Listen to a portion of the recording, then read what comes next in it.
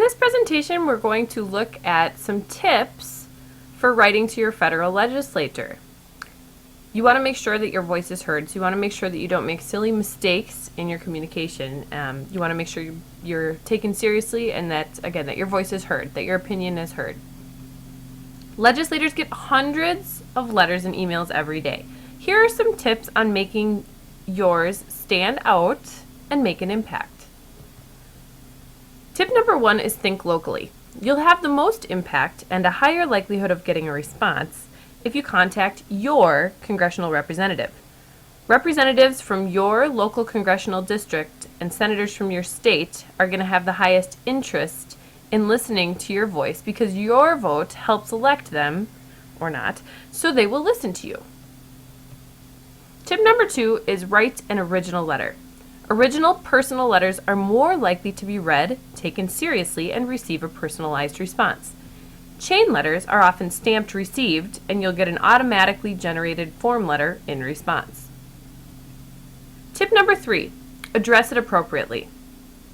If you are writing to a senator, be sure to address them as the Honorable and then followed by their full name. And if you're addressing a representative, make sure you call them the Honorable and then followed by their full name.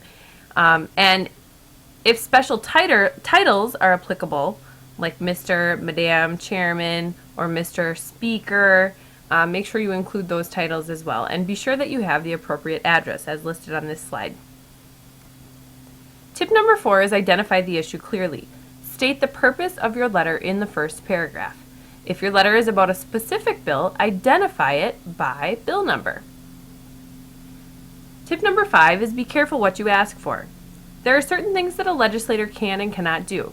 A legislator can introduce legislation to change an existing federal law or create a new one, co-sponsor existing legislation, vote for or against legislation in his or her committee, vote for or against legislation being considered on the Senate or House floor, send a letter to a federal agency on your behalf, send a letter to an influential member of Congress, like a committee chair, about a specific bill or issue, help you find answers to your questions and problems with individual government programs, like Medicaid and Social Security. A legislator cannot, however, guarantee a government grant, contract, or other action that favors your business, provide legal or tax advice, do your homework, like draft term papers, send you detailed government reports without allowing adequate turnaround time, co-sponsor state legislation, change a federal regulation, or provide detailed assistance on federal grants and loans. So again, just be careful that you know that what you're asking for is within the legislator's realm of power. Tip number 6 is keep it simple. Focus on only one issue per letter. A simple one-page typed letter is best, so do not try to cram in too many requests. Use a simple 3-paragraph format.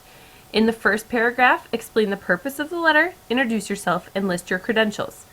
In the second paragraph, provide more details. And in the third paragraph, respectfully explain the action you are requesting and thank him or her for their time.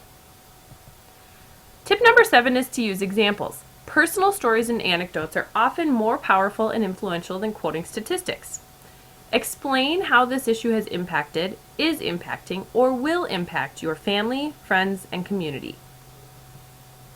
Tip number 8, proofread, proofread, proofread. It's important to assure that your letter is professional. It's a good idea to have a friend or family member read it over and assure that the letter is free from spelling, punctuation, and grammar errors, that the tone is appropriate, and that your requests are clear. Tip number 9, never, ever forget to include your name and address, even in emails. Cut and paste parts of the bill in your letter without using appropriate citations. Use swear words, make threats, use a disrespectful tone, or demand a response.